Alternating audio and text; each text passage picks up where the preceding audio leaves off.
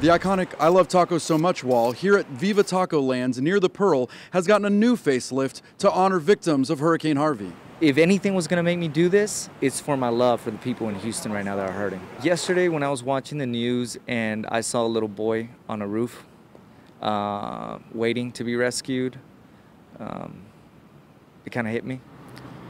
You know, art expresses the things that sometimes words cannot, and just so happens that these are words that are quite appropriate, but this has become iconic for San Antonio, and the fact that, you know, at least for a while, it's going to express our gratitude and solidarity with the people of Houston, I think is pretty awesome.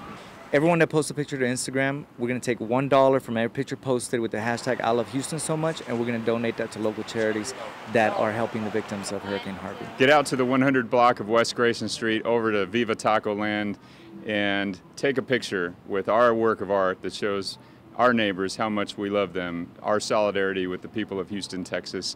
You'll have at least a week to come out to Viva Tacoland and take your picture, post it to Instagram with the hashtag I Love Houston So Much. I'm Nick Zamora, KENS 5 Eyewitness News.